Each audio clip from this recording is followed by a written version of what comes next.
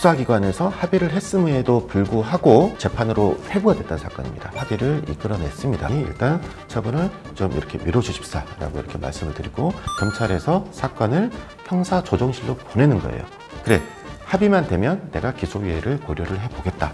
안녕하세요. 짱변 사무소의 짱변 장훈 변호사입니다. 오랜만에 촬영을 하는데요. 오늘 드리고 싶은 얘기는 얼마 전에 저희 법인에서 상당히 고무적인 판결을 받았기 때문에 그 판결에 대해서도 좀 제가 설명을 드리고 싶고, 이 판결과 관련된 법 지식이라고 할까요? 이런 부분에 대해서도 제가 알려드리고 싶어서 촬영을 하고 있습니다. 오늘 제가 설명드리고 싶은 사건은요, 어떻게 보면은 굉장히 좀 약한 유형의 범죄이기는 합니다. 바로 스토킹 처벌 등에 관한 특례법 위반, 스토킹 범죄를 처벌하는 법률을 위반을 했다라는 겁니다. 스토킹 범죄는 예전에는 처벌 대상이 아니었어요. 과태료 대상이었습니다. 그러니까 경범죄로 분류가 돼가지고 과태료의 대상이었는데, 이렇게 하면 안 된다. 이렇게 하면은 추가적인, 거기서 더 나아가는 정말 심각한 범죄로 이어지는 전조 증상에 해당되기도 하고, 그 스토킹 범죄 자체도 상당히 심각한 피해를 입히는 범죄인데, 이거를 단순히 경범죄로 분류해서 과태료 대상으로 하는 게 말이 되느냐라고 해서 법위에 신설이 돼가지고 스토킹 범죄를 처벌하는 법을 만들었습니다. 근데 이게 또 말씀드렸다시피 원래는 이게 처벌 대상도 아닌 경범죄의 대상인 범죄가 법률로 제정이 돼서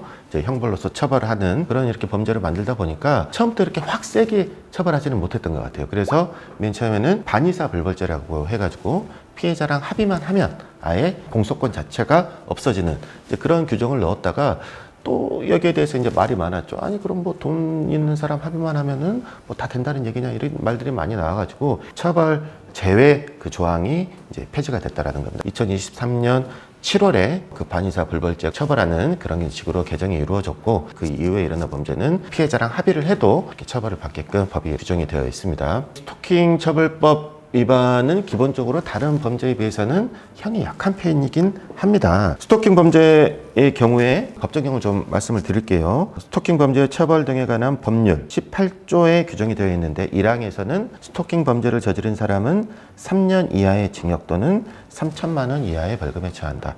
이거는 상당히 낮은 수준의 이렇게 법정형입니다. 그리고 2항은 좀 더 세게 가중처벌되는 경우에 대해서 규정을 하고 있는데, 흉기 또는 그 밖에 위험한 물건을 휴대하거나 이용하여 스토킹 범죄를 저지른 사람은 5년 이하의 징역에서 5천만 원 이하의 벌금에 처한다 라고 규정이 되어 있단 말이죠. 1항은 일반적인 규정인 거고, 2항은 이런 그 흉기나 이렇게 위험한 물건을 소지하면 또 위험성이 높기 때문에 가중처벌하는 건데, 3년 이하 3천만 원 이하 또는 5년 이하 5천만 원 이하, 굉장히 세게 느껴지실 수도 있는데, 다른 법률과 비교했을 때는 법정형이 높은 편은 아닙니다. 낮은 축에 속해요. 낮은 축에 속하다 보니까 스토킹 행위를 저질러서 입건이 되고 막 이러시는 분들도 경도가 일단 경하고, 쫓아다니고 계속 연락하고 시시때때로 문자 보내고 뭐 SNS 보내고 이런 것들이 스토킹 행위거든요. 이런 행위 자체가 그렇게 심하지 않고 피해자랑 합의만 하면, 예전에는 반의사 불벌죄 가 있었기 때문에 피해자랑 합의를 하면은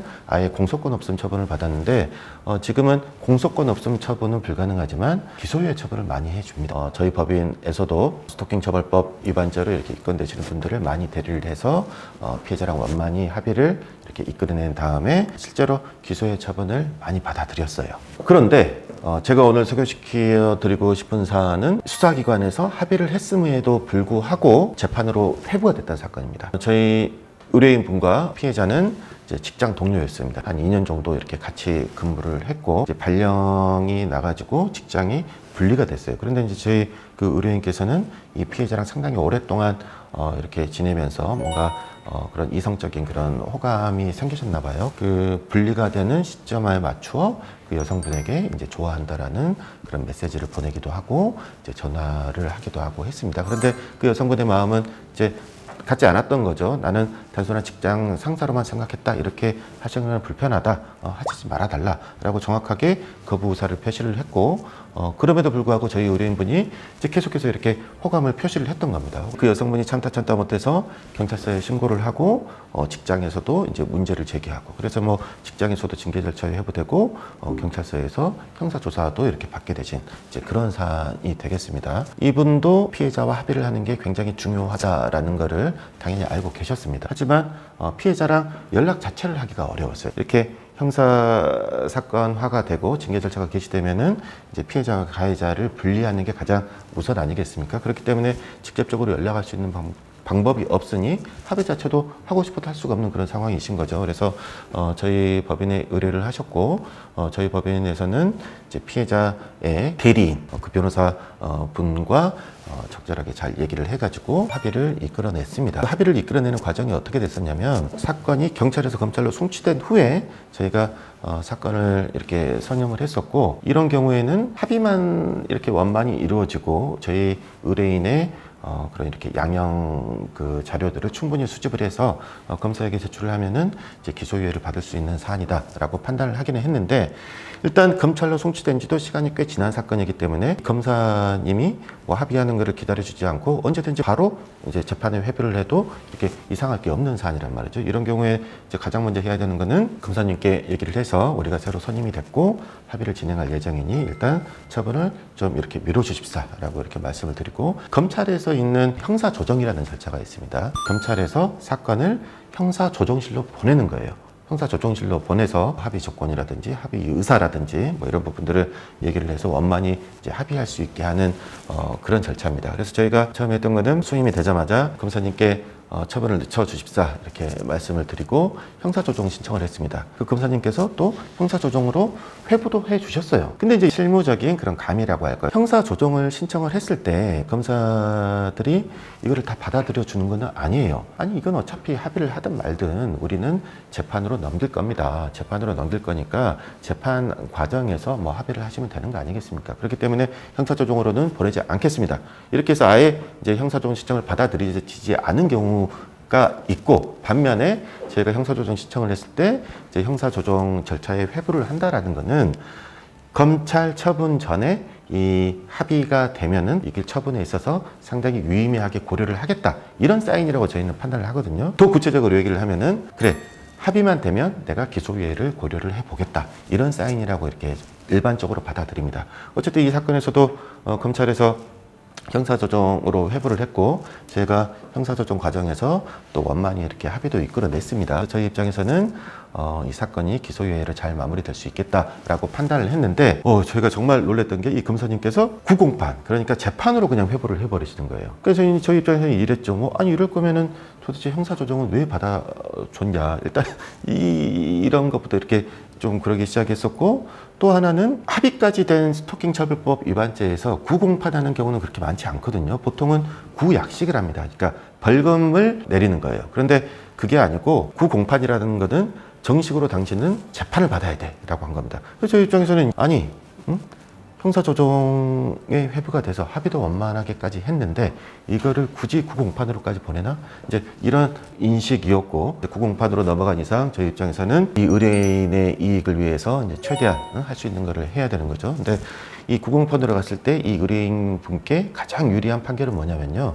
선고유예라는 판결이에요. 그러니까 이 사건은 무죄는 안 나옵니다. 왜냐면은 실제로 여자분이 거부의 의사를 표시를 했고 그 이후에도 계속 좋아한다 이제 이런 식의 연락을 계속했기 때문에 이게는 이제 무죄는 나오는 사안은 아닙니다. 검찰 단계에서 원만하게 합의를 해서 기소유예를 받는 게 제일 좋은 건데 그건 이미 검사님이 안 받아들이고 재판으로 넘겨버렸단 말이에요. 이 경우에 제일 좋은 거는 선고유예라는 또 판결이 있습니다. 기소유예라는 것은 기소 자체를 유예한다라는 건데 선고유예는 법원에서 내리는 선고 자체를 유예한다라는 거고 이거는 일정 기간이 지나면은 자연스럽게 이렇게 범죄 전력이 이렇게 사라지는 그런 거단 말이에요. 그러니까 법원 단계에서 받을 수 있는 가장 좋은 그 판결이 이제 선고유예 판결입니다. 저희는 선고유예를 받기 위해서 이제 준비를 했죠. 이러한 범행이 벌어지게 된 경위 그리고 저희 가해자가 정말 너무나도 많은 반성을 하고 있다는 점 그리고 이 사건으로 유죄 판결이 떨어져서 벌금형 이상의 형을 선고받으면 벌금형뿐만 아니라 이분의 이제 직장 관계상 정말 치명적인 결과가 이렇게 발생할 수 있다는 부분들 이런 부분들을 판사님께 충분히 설명을 하고 기소유예 처분은 주어진 조건만 충족을 하면은 비교적 잘 나오는 편인데 선고유예는 정말 안 나오는 판결 요인이거든요. 이게 통계 자료나 이런 게 있을 수는 없겠지만 제가 느끼는 체감상 선고유예가 기소유예 처분을 받는 것보다 수십 배는 더 어려운 것 같아요. 그렇기 때문에 이제 준비를 해야 될 게 굉장히 많습니다. 이거를 준비를 하면서 스토킹 처벌법 위반죄로 재판으로 이렇게 넘어가신 분들 중에 선고유예 판결이 내려진 그런 하급식 판례들을 저희가 모두 수집을 했고, 그 판결들의 사안들을 하나하나 분석해 가면서 우리 사안과 비교를 했고, 우리 사안이 그 선고유예 판결이 내려진 기존의 이제 사건들보다 사안의 정도가 더 낮거나 아무튼 유사하다라는 부분들을 이렇게 충분히 저희가 강조를 했습니다. 이것만으로도 조금은 좀 불안함이 있었어요. 그 피해자와 이미 합의를 하기는 했습니다만은 피해자에게 추가적으로 저희가 형사 공탁을 좀 했습니다. 이제 형사 공탁이 어떤 제도냐면요, 피해자에게 돈을 주는 겁니다. 근데 피해자의 계좌번호라든가 이런 거는 이제 개인정보이기 때문에 저희가 알 수 없지 않습니까? 이제 그래서 법원에다가 이 돈을 피해자를 위해서 제가 맡깁니다라고 법원에 공탁을 하는 거고, 그럼 법원에서 이제 피해자한테 통지를 하는 거죠. 당신에게 이런 형사 공탁이 들어왔으니 찾아가세요라고 하면 그 피해자가 찾아가면 되는 이제 그런 제도입니다. 그래서 저희가 그 형사 공탁도 추가적으로 이렇게 진행을 했습니다. 그렇게 해서 결과적으로 선고유예 판결을 받았고, 저희 의뢰인 분께서도 정말 눈물을 흘리시면서 너무너무 이렇게 좋아하셨었죠. 그러니까 어쨌든 본인이 잘못한 건 맞는데, 이분이 이걸로 벌금형 이상, 선고유예 판결이 만약에 안 나오고 그랬다고 하면은 제 생각에는 아마 벌금형 뭐 300만 원, 200만 원 이렇게 선고가 됐을 텐데, 그렇게 되면은 이분한테는 정말 치명적인 결과가 발생하는 그런 상황이었거든요. 이런 형사 사건에서는 형사처벌도 중요하지만 이 형사처벌과 연계된 그런 부수적인 제재들이 훨씬 더 심각하게 작용하는 경우가 많아요. 이 사안이 딱 그런 사안이었는데 다행히 선고유예 판결이 내려져서 최선의 결과, 그리고 정말 다행인 결과를 받았던 그런 사건이 되겠습니다. 이상 마치겠습니다.